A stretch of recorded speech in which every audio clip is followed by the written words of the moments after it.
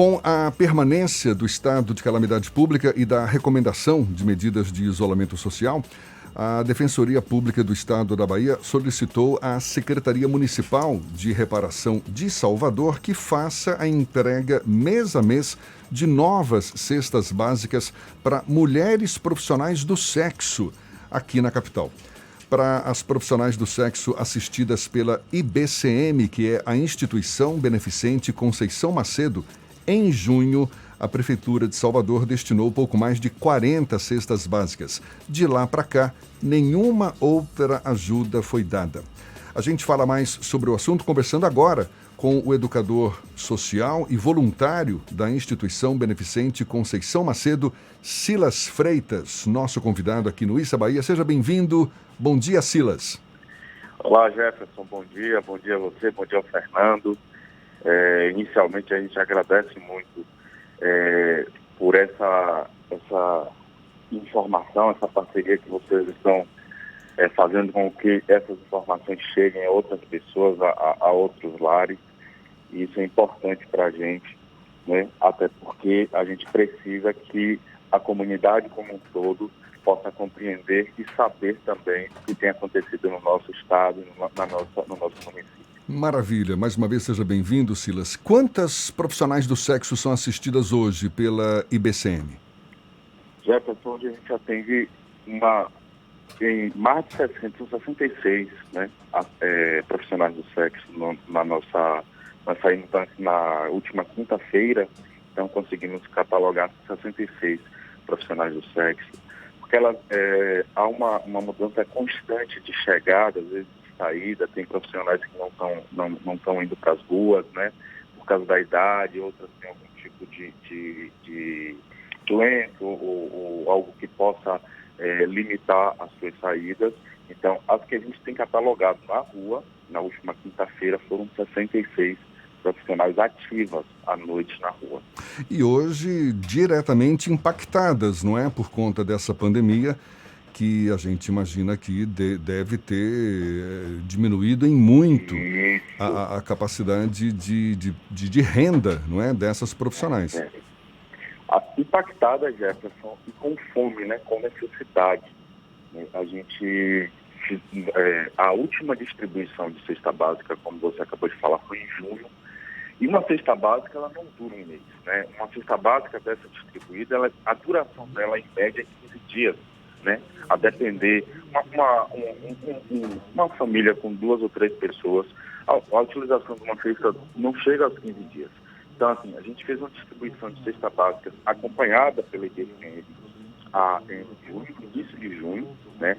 De junho para cá, a gente tem buscado, tem junto a Sembu, né, tem mandado ofício, feito ligação para a própria Defensoria para pedir um auxílio nesse processo de interlocução, né? E a gente tem saído todas as quintas-feiras, né, para atender essas profissionais, que a gente faz uma ronda com distribuição de preservativo e outros materiais para a proteção dessas, né? E a gente identifica a demanda, a alta demanda, né, e necessidade da cesta básica, que foi distribuída em junho, mas gerou uma expectativa de que isso seria continuado.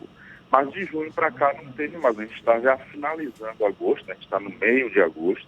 Então tem julho, que já passou, a gente já está na segunda quinzena de agosto, e até o momento a gente não tem nenhuma resposta, né? A gente não tem nenhuma identificação de ações que possa levar essas cestas básicas a essas profissionais. E pelo que você falou, foram um pouco mais de 40 cestas no mês de junho e são mais de 60 as profissionais assistidas. 44 cestas básicas.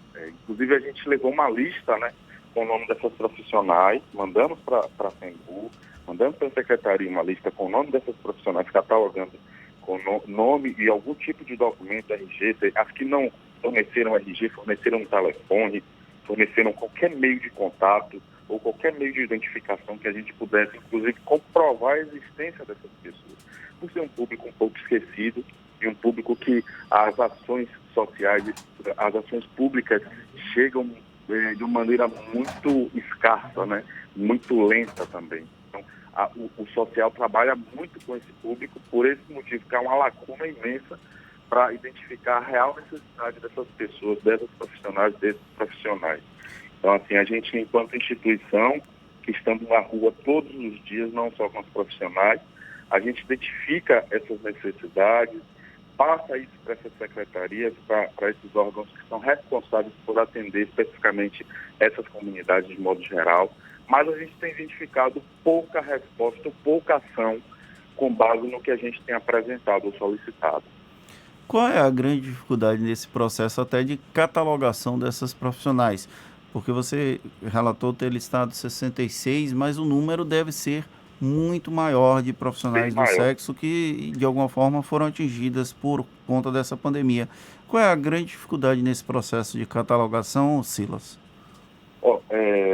Fernando, a grande dificuldade nesse processo são dois. Primeiro, que tem muitas profissionais que não estão indo para as ruas, né, devido aos problemas da pandemia, né?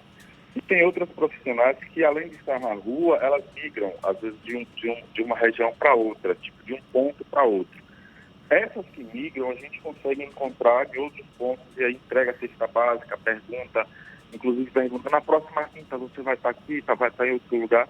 E essas outras que não estão presentes, que não frequentam, que essas colegas que estão na rua comunicam, tenho 3 amigas que não estão vindo por causa da idade, eu tenho uma amiga que é diabética e não está vindo por isso. Então, assim, que a gente tenta pegar um telefone, tenta identificar, e a grande dificuldade de catalogar é que elas estão cansadas também de várias ações que foram feitas e não foram concluídas, sofreram descontinuidade. Às vezes não aconteceu, às vezes pegou um grupo, um microgrupo, ali fotografou, filmou, distribuindo alguma coisa, e depois isso não teve uma continuidade.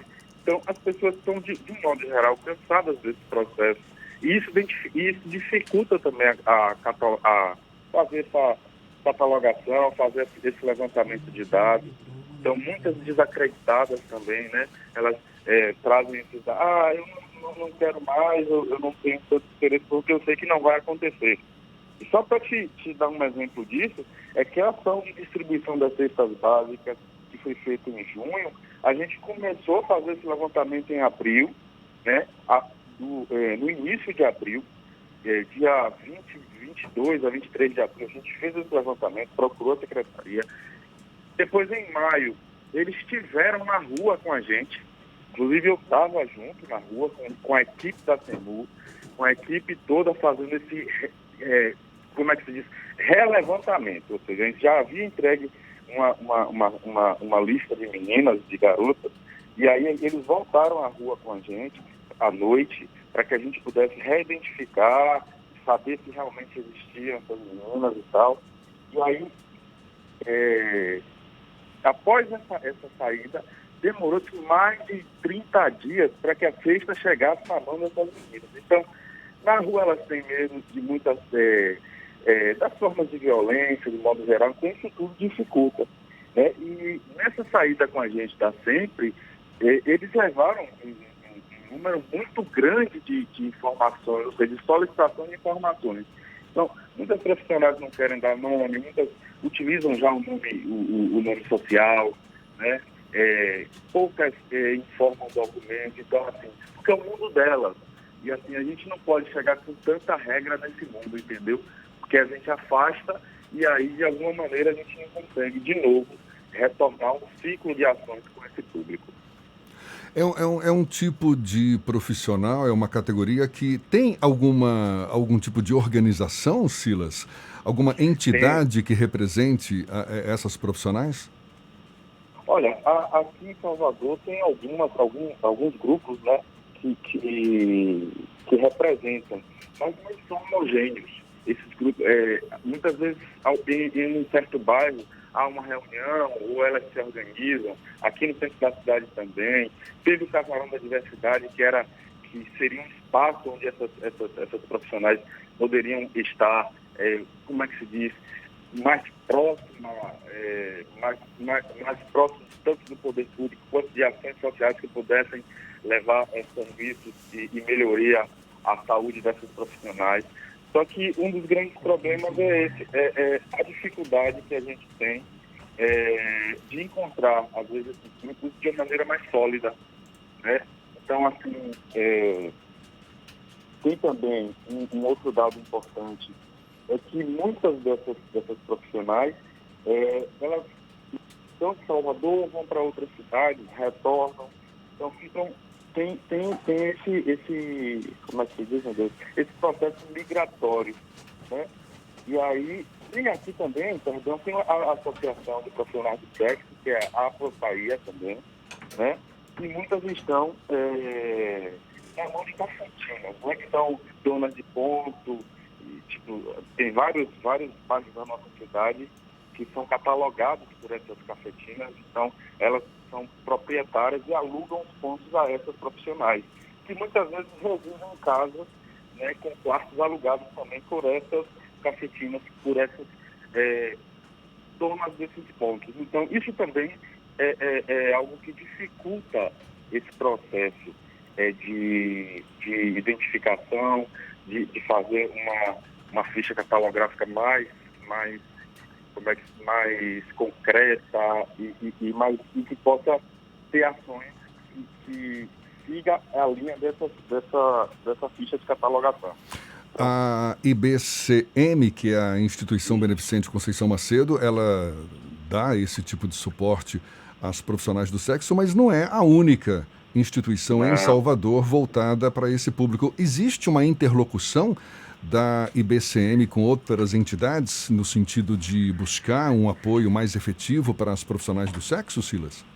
Sim, Jefferson, existe. Inclusive, antes da pandemia, a IBCM, a gente tem uns encontros, né, às sextas-feiras, que são encontros voltados para profissionais do sexo. A gente faz uma feijoada e encontra essas profissionais, né, marca lá. E isso é um espaço de interlocução, onde a gente também convida essas outras instituições, como a ProOmo,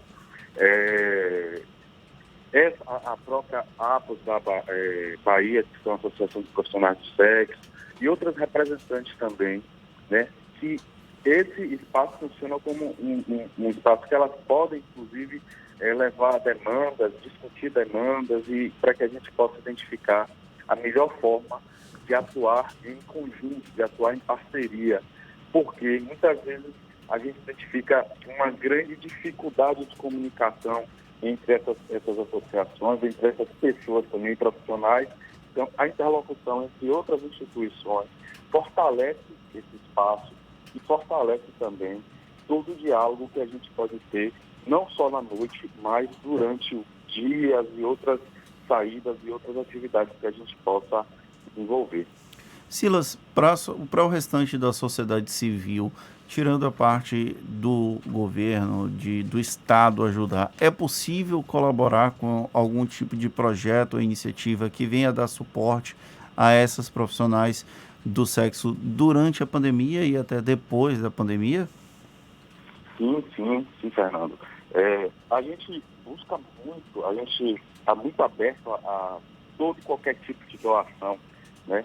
Seja doação para que a gente monte cestas básicas, seja doação de cestas básicas prontas, de material de higiene pessoal, né?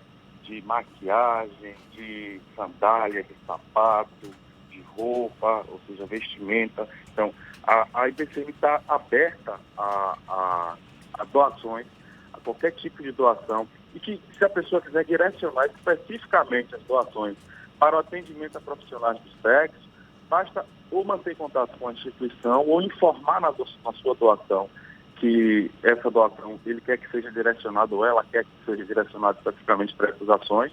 A gente vai realizar a ação e aí faz a devolutiva a essa pessoa, a esse grupo de pessoas que queira fazer sua doação.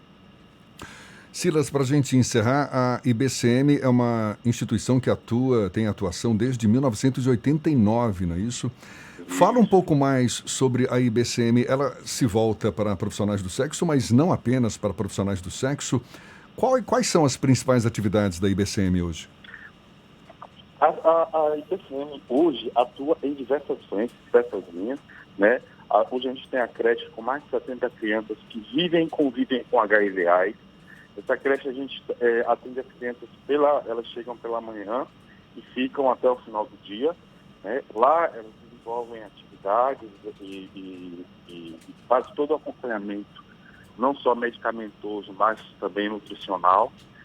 Além da creche, a gente trabalha com programas de aprendizagem, né, focado para essas famílias de crianças que convivem com HIV/AIDS também, de famílias em situação de vulnerabilidade. A gente faz o atendimento na rua, né, com a população de rua, distribuindo cestas básicas.